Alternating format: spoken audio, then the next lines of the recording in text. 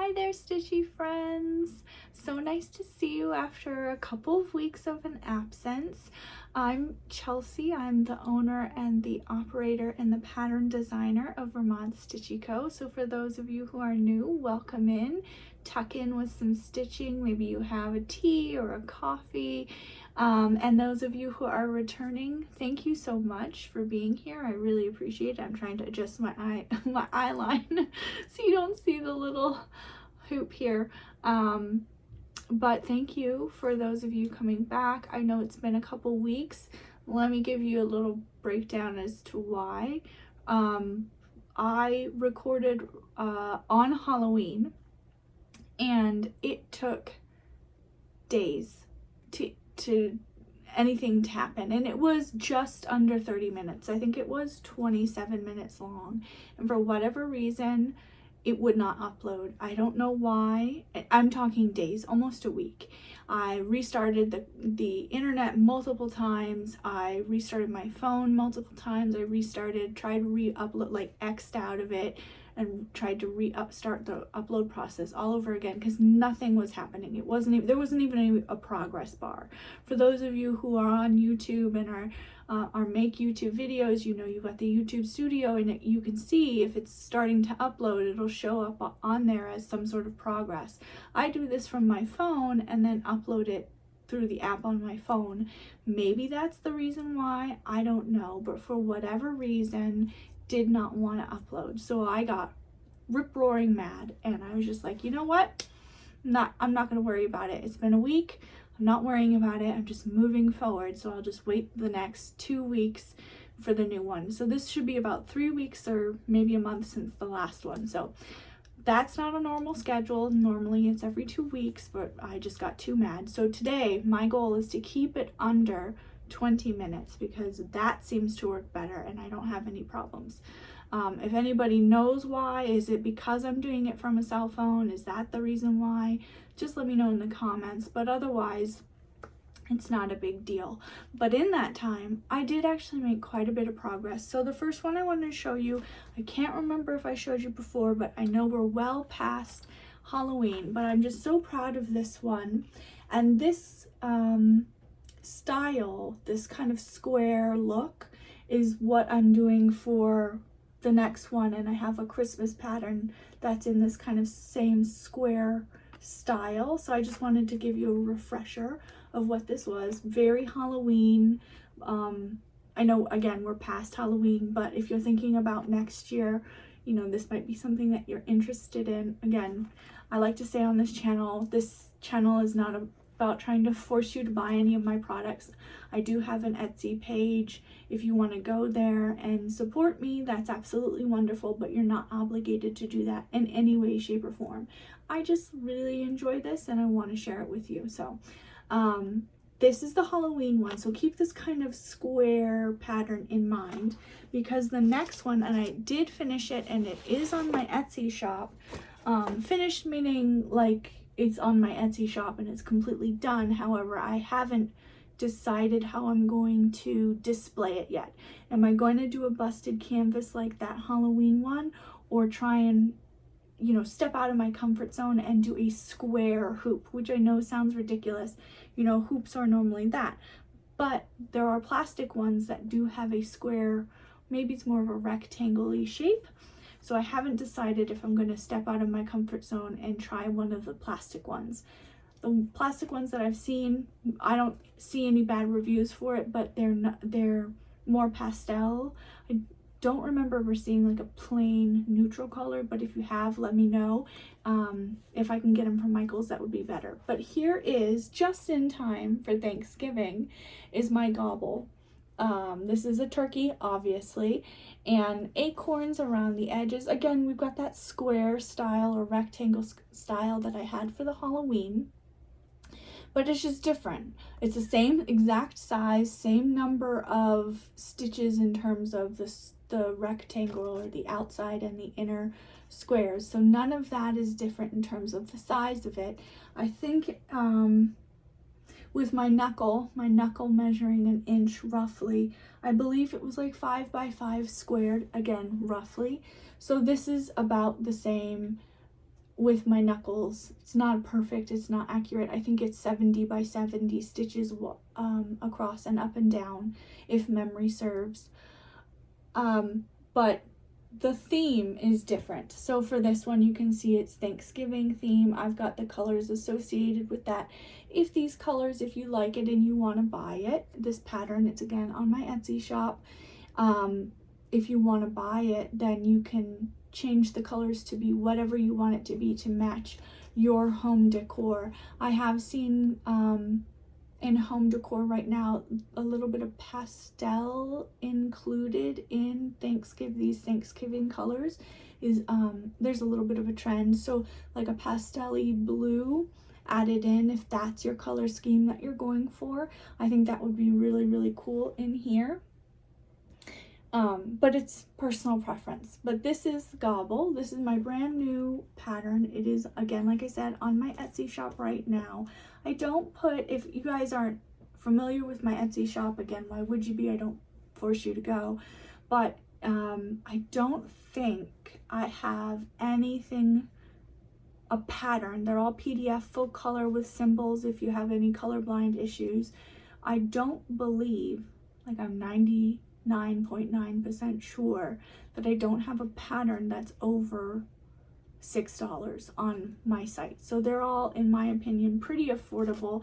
You get them forever. They're a PDF pattern and they download right to your computer or whatever device you're using, and from there you can choose to print it out if you want to. I don't print any of my patterns out. I don't like to do that. That's not my style. I move the screen up and down on whatever electrical device I'm using. Normally I'm using my computer, and I just move the mouse up and down so that I keep the rows straight. But if you like to print it out, there are, I don't know what they're called. I know the Fat Quarter Shop sells them. But they're like covers that go over a pattern to block out. So for example, if you're stitching, you know, this first line and then the second line and then the third and so on and so forth. I think it's about this big, and it just keeps you on track if you're using a paper pattern.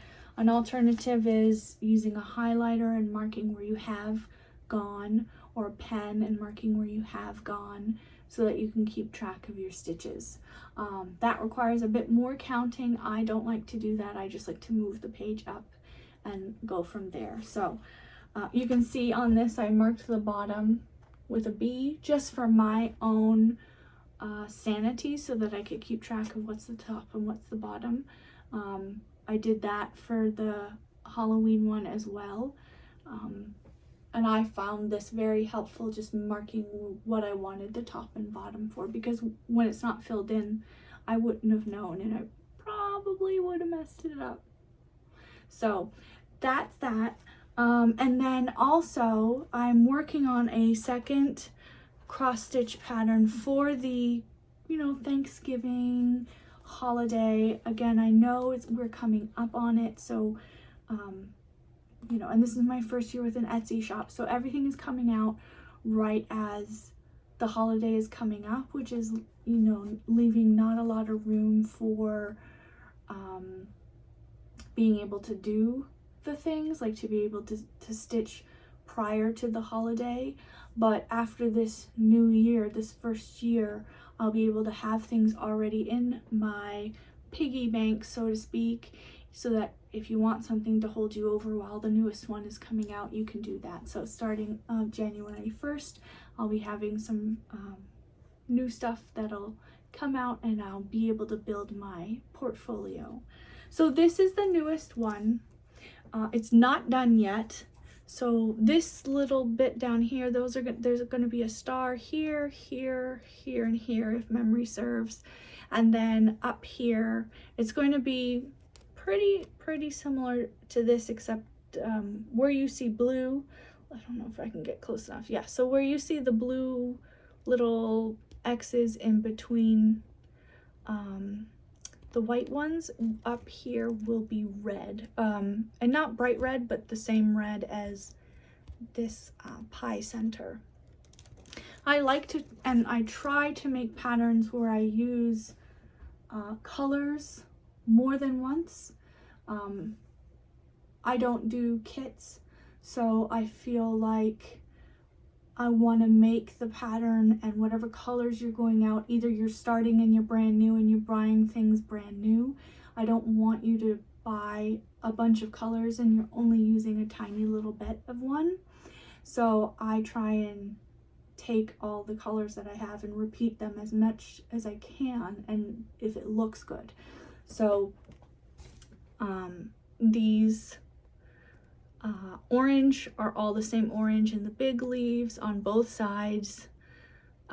This is a darker green, this is a mossier green with the yellow. So I try and make it, they'll be on this side as well. I try and make it accommodating. And the always is the same green as this. You know, the red here is going to be used up here. The blue, one of the blues here is used down here. So I try and make it economical for people, because I don't know about any of you if you've been watching the news lately, but things are going up.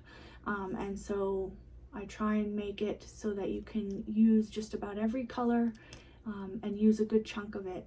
If you have colors that are already in your stash, perhaps you're already a cross stitcher, I have no problem, and I encourage, oh, the stars will be these colors too. I forgot the stars are on here. But I encourage you to use colors that go with your color scheme in your house, or whatever you have in your stash. Like, go for it. I think that's amazing. Do what makes you happy, and if you don't want to spend money, don't spend the money and just use what you have. Why not? I think the I don't know, sticks or whatever that are holding the leaves would look really lovely in two tones of brown, perhaps. Maybe if you run out of one brown, don't worry about it. Just use a different brown for that. If you want to make the pie all one color, I don't know if you can see, the pie is multiple colors, different shades of brown. I'm trying to see if I get it in the shot. Yeah, multiple, there are 3 different shades of brown for the pie crust. And because I wanted to give it, like holding it back here, I think it looks nice and 3D and has dimension. Up here it's a little bit harder for that to come across, but you know, if you wanted to make the pie crust one color because that's all you have, great, do it, whatever works for you. But make it your own. I haven't decided what I'm gonna do for the finishing of it. I don't know if maybe a rectangular hoop would be appropriate here. I don't know if I have enough space down here for it to be in a hoop. Whenever I start a cross stitch, I normally start left to right. That's just how my brain works the best. But I start from the bottom and move up. So I'm always really scared about, oh no, I'm not gonna have enough space at the top. So I start the cross stitch patterns really, really low, and that can be difficult if you like me are putting it in a hoop. You need enough, which is why I put, in my previous videos, you might have seen me put fabric at the bottom or the top. It's because I didn't think of it. I just don't have that visual. I'm not that kind of a person to go, oh, it'll be this size. I just, for whatever reason, I can't do that. I can't see it in my brain. So I just start kind of on the low side just to make sure I have enough space going up, because I start bottom left and move normally to the right, left and right that way. But other people start from the upper left or upper right or lower right, whatever works for you, but that's just how I do it. And because of that, it limits how much I have at the bottom. So we'll see. I think this one would look really, really cool in some sort of rectangular frame. This would look cool in a, not a rectangular frame, a rectangular hoop, but a frame. This could be really cool for a frame. Also, I wanted to point out that this is not actually white. This might be coming off a little on my end, it's looking a little yellowy in the camera, but this is actually a cream color. I got this from Michael's. It's 14 count Aida, just like all of my stuff are 14 count Aida. I don't like to do the smaller ones, just don't, or the bigger ones. 16 count, not my thing. 14 count is my sweet spot. but I got this at Michael's and it was right next to the white, and there was a stark difference between white and cream. So if you're interested, I think that's why I'm not normally, good Lord, I dropped it. Hold on a second. I'm not normally a white cloth person. I just don't like the stark contrast between the two, and normally I dye my fabric, but I found this is also on cream 14 count Aida, and I think it looks really, they're both kind of, they look different colors in the camera on my end, but hopefully not on yours. But I think this looks really, really nice. The cream it just makes it stand out. It feels fall. It feels a little old looking. I don't know if that makes sense.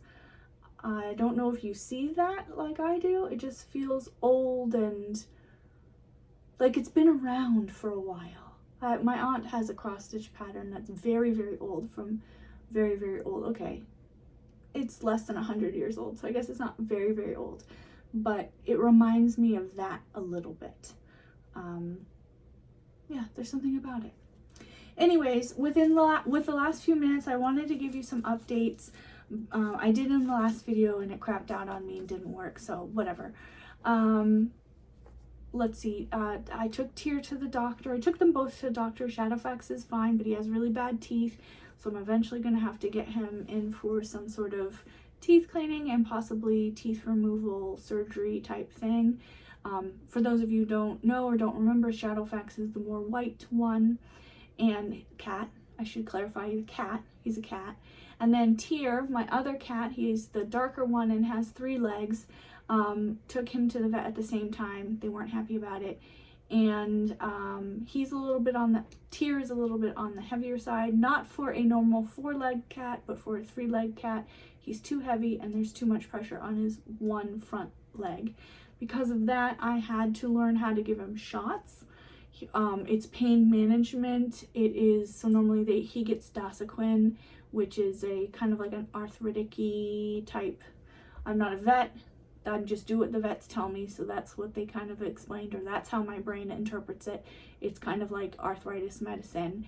And so this new shot will replace the Dosiquin. It's better for the cat because it's going directly into their system rather than going into the stomach, which is how Dosiquin was given, powder on top of their food.